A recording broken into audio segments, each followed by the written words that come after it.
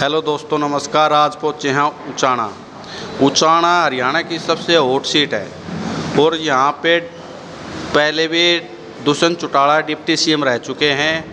वीरेंद्र सिंह और बांगर की धरती कहा जाता है और यहाँ हम सबसे मजबूत कैंडिडेट जो अपने आप में पूरी दावेदारी ठोक चुके हैं कि कांग्रेस की टिकट मेरे को पूरी मिले ही मिलेगी, दिलबाग संडील।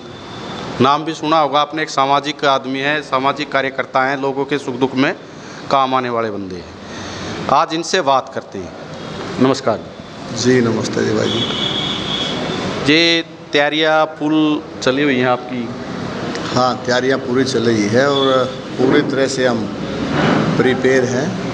उसके लिए जैसे आज भी अपने साथियों से अभी अपने ऑफिस में चर्चा की और अभी अपने गांव में जाकर वहां भी आने वाले जो 1 अक्टूबर को विधानसभा चुनाव होने हैं उसके बारे में अपने गांव वालों से, अपने साथियों से विचार विमर्श करना है जी। हमको ये बात सूत्रों के हवाले से पता लगी है कि आप अगर टिकट नहीं मिलती है कांग्रेस की तो आप बीजेपी ज्वाइन करेंगे, क्या ये सच है? देखिए, सूत्रों के वाले की बात आई, जैसे आपने ये सवाल किया। ये सवाल आप जैसे पिछले अपने हमारे 18 तारीख को अलेवा में अनाज मंडी में एक जनसभा थी, उससे 2 दिन पहले भी मेरे पास भी ये एक चैनल, यूट्यूबर चैनल है जो अपने, उसके माध्यम से मैंने खुद भी सुना और दूसरे अनेक चैनल वाले साथियों ने, मेरे से पत्रकार साथियों ने तो ये सवाल भी किया कि आपका ऐसा मन है कि आप बीजेपी में माननीय हमारे नायब सैनिक जो मुख्यमंत्री से मिलकर आए हो। तो ये पूरी चर्चाएं चल रही है सर, पूरे विधानसभा उचाना में चर्चाएं चल रही हैं। आपको बताना चाहूँगा, देखिए सबसे पहले तो चर्चा करने वाला और कोई नहीं, एक छोटा सा यूट्यूबर है। वो चीज़ देख करके कि भाई मेरे को पैसे नहीं मिले, पैसे की डिमांड उसकी पूरी ना होकर उसने ठाके ने मीडिया पे और तो बहाना कुछ मिला नहीं, ये वायरल की भाई ये नायब सैनिक से मिल के आए हैं। मैं दावे के साथ कहता हूँ 5 साल से और आज तक मैं नायब सैनिक जी से कभी नहीं मिला। और दूसरी रही बात, नायब सैनिक छोड़ो, चाहे वो मुख्यमंत्री भी हो, डायरेक्ट मैं मुख्यमंत्री, हमारे पूर्व मुख्यमंत्री चाहे मनोहर लाल की बहू हो, दूसरे बीजेपी के नेता हो, मैं उनसे इन 3-4 सालों के दौरान आज तक 2-3 सालों के दौरान कभी नहीं मिला। और रही बात ये जो अफवाहें और इस तरह की बातें करना, मैं तो अपनी जनसभा में एक ही बात कही थी कि वे टांग खींचने वाले अपने लगे हुए हैं। टांग किसकी खींचेंगे? टांग उसकी खींची जाएगी जो कहीं न कहीं रेस में आगे हो, चाहे हमारे प्रतिद्वंदी कोई भी साथी प्रतिद्वंदी हो। और वो जो इस प्रकार की बयानबाजी कर इस प्रकार की बौखलाहट किसी के अंदर है, तो मेरा मानना ये हमारी प्रोग्रेस है, हमारे जो जितने सर्कल है, हमारे सर्कल की, हमारी टीम की प्रोग्रेस है और इसलिए वो इस तरह की बयानबाजी और उनके पास कोई बहाना नहीं है, वो करते आ रहे हैं। टिकट का क्या लग रहा है आपको? आप बोल रहे हो कि मेरे को कन्फर्म है टिकट। देखिए, कन्फर्म की बात ये है, हर एक खिलाड़ी ग्राउंड में अपने आप को मजबूत और पक्का मान के चलेगा, अपनी जीत भी लेकर चलेगा। इसी प्रकार हम भी तो अपने इस ग्राउंड में, इस फील्ड में, राजनीतिक में जब हमने इतनी समाज सेवा और इतनी पार्टी के लिए काम किया है, अपने आप को हम एक मजबूत मानते हैं और मजबूत अपने आप को भी मानते हैं। मजबूत हमारा जो टीम है और हमारी सर्कल है, जो जनता ने हमारे को मजबूती दे रखी है, उसके बिहाव पर ये मानते कि हम कहीं न कहीं पहले स्थान पर हैं। यहाँ से पूर्व विधायक हैं, डिप्टी सीएम भी रहे हैं, अब की बार भी वो मैदान में उतर चुके हैं और इनेलो के अपने महासचिव हैं ये अभय सिंह चौटाला, उनकी भी पूरी तैयारियाँ उचाना से चल रही हैं।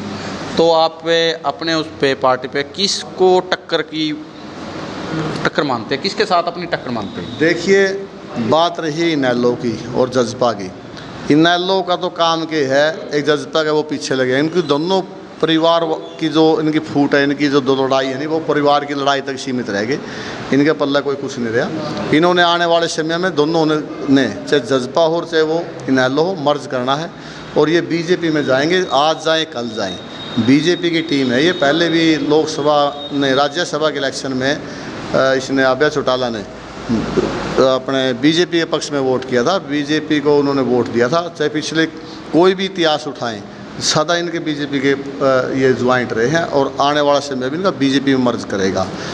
और रही बात कि टिकट की और इलेक्शन की, ये हमारे शीर्ष नेतृत्व का काम है। जो उनके आदेश होंगे, निर्देश होंगे, उसके हम उस पर चलेंगे। और टिकट में अपने आप को हम अपना, जो लोगों की सर्वे की बात है, जो लोगों की मेरिट की बात है, उसमें हम पहले स्थान पर हैं। आपने अभी बात की थी कि इनकी आपसी लड़ाई की फूट की वजह से वहाँ घर तक रहेगी। आपसी फूट की खेमे तो कांग्रेस में भी बन चुके हैं। नहीं, कांग्रेस में कोई फूट नहीं। आप कल मीटिंग थी हमारी परसों, जो एक इलेक्शन चुनाव समिति की बैठक थी, आपने देखा भी होगा हमारे सारे नेता एक टेबल पे थे, एक उसमें फ्रंट पे थे, और फूट वाली कोई बात नहीं। हाँ ठीक है, अपने अपने काम, हर एक कोई अपने हल्के में, अपने इलाके में सारे नेता अपने अपने काम लगे और पार्टी को, संगठन को मजबूती देना। कुछ पोस्टरों में देखने को भी मिल रहा है, कुछ पोस्टरों में जो हुड्डा खेमा है उसके अपने कैंडिडेट हैं, उसमें शैलजा के फ़ोटो नहीं मिल रहे, सुरजेवाला के फ़ोटो नहीं मिल रहे। सुरजेवाला और उनके जो अपने वर्कर हैं उनमें हुड्डा के फ़ोटो नहीं मिल रहे। देखो कहीं ना कहीं तो उंगली उठती है, कुछ ना कुछ तो चल रहा है पार्टी में। ऐसा नहीं है, ये फ़ोटो मिलना ये किसी भी पार्टी में हो, हर एक कोई भी लीडर है, निचली श्रेणी कहेंगे या मेरे जैसे जो टिकटार्थी हैं, वो कहीं न कहीं अपना एक गुरु मान के चलते हैं। भाई मेरा नेता कौन है, उसके हिसाब से राजनीतिक गुरु, हाँ, राजनीतिक रूप से उसको अपना वो फ़ोटो सेलेक्ट करते हैं। और रही बात, ये कोई प्रोटोकॉल में तो किसी ने, पार्टी ने ये करने रखा कि भाई इसका लगाना या नहीं इसका नहीं लगाना। वो अपनी मर्ज़ी से हिसाब से सारे अपने अपने राजनीतिक गुरु के हिसाब से या अपनी लॉबी के हिसाब से वो अपने लगाए हुए हैं। अगर पार्टी आपको टिकट नहीं देती है तो क्या आप निर्दलीय चुनाव लड़ेंगे?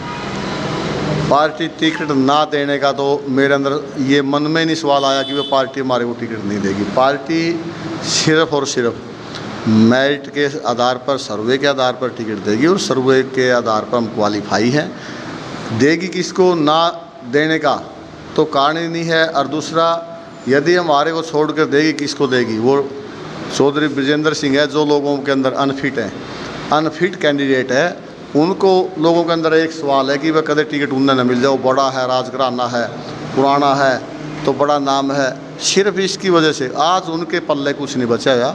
आज उनके पल्ले सिर्फ एक ही चीज़ बची है, भाई टिकट मेरी है, मैं लेके टिकट आऊँगा। तो इसके नाम पर नहीं तो सदा वो CM के नाम पर राजनीति करते आए, सदा वो इस प्रकार की राजनीति करते आए कि मैं 10 टिकट मैं बांटूंगा, 20 में लाऊंगा। मेरे जैसे अनेकों साथियों को इस प्रकार वो अपने प्रोग्राम में, कार्यक्रम में शामिल करते रहे और उनसे अपने खर्चे करवाते रहे। और आज भी इस तरह 5-4 साथी उनके साथ लगे हुए होंगे। आज तो उनके पास बचा है तो सिर्फ एक उचाने की टिकट के ही लाले हैं। वह उचाने की टिकट किस प्रकार उनको मिले, मैं नहीं मानता कि उनको टिकट मिले, क्योंकि वो अनफिट है। यहाँ से डिप्टी CM थे दुष्यंत चौटाला, उन्होंने बोला कि हमने उचाना को चमका दिया है। कितने विकास कार्य करवाए आपके उचाना में? ये तो उचाना में आप घूम के देखोगे, लोगों से की राय लेंगे तो आपको पता चल जाएगा। धरातल पे उचाना में कुछ नहीं है। ठीक है, ऑन रिकॉर्ड वो कहते हैं कि भाई मैंने इतने करोड़ लगाए, इतने करोड़ लगाए, लेकिन उचाना में उन्होंने विकास नहीं किया। उचाना को बैकफुट पर लाया है। उचाना का उन्होंने, मैं विकास की बजाय कहूँगा नहीं, विनाश तो उचाना को उन्होंने किया, पिछड़ापन उचाना को उन्होंने दिया है। हाँ, बाकी जो उचाना में चाहिए था, उचाना ने CM यहाँ के लोग दिए, चाहे वो डिप्टी तक वो रहेगी, वो उनकी कमी रही होगी। तो उचाना ने तो सदा डिप्टी की जगह यहाँ CM के नाम पर वोट दिया है।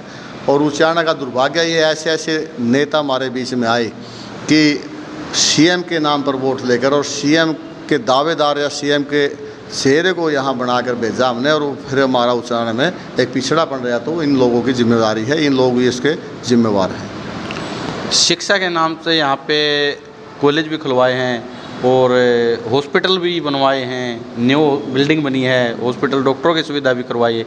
कितनी सत्य है ये बात? शिक्षा के नाम पर यहाँ तो चौधरी वीरेंद्र सिंह ने एक अपनी दुकान तो जरूर खोल रखी है।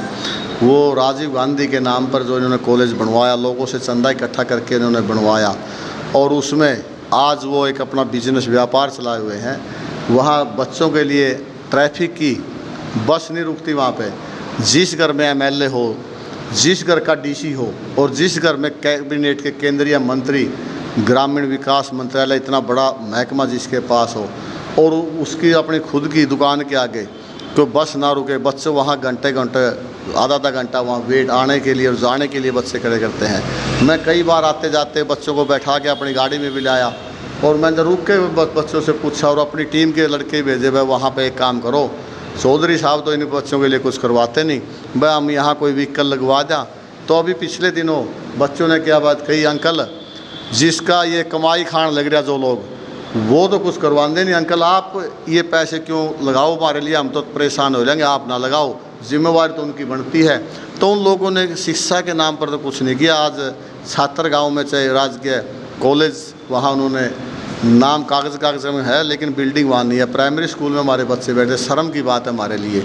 तो एक बच्चे को जो आज जिसको उंगली पकड़ के चलाना हो और वो कॉलेज का स्टूडेंट बनकर जहाँ बैठे, तो इससे बड़ी बात और शर्म की बात नहीं है। इन लोगों ने शिक्षा के नाम पर खिलवाड़ किया है। अगर आप एमएलए बन जाते हैं, टिकट मिल जाते हैं, एमएलए बन जाते हैं, विधानसभा में जाते हैं, तो आप उचाने के लिए क्या क्या काम करवा सकते हैं? कामों की तो जड़ी लगानी है यहाँ। काम तो क्या क्या काम तो सबसे पहले तो काम है यहाँ शिक्षा का काम, अच्छी शिक्षा यहाँ कॉलेज में आने जाने की ट्रांसपोर्ट व्यवस्था हो, अच्छे जो हमारे कॉलेज इन्होंने बनवाए हैं या यूनिवर्सिटी यहाँ हमारे उचाना में हो।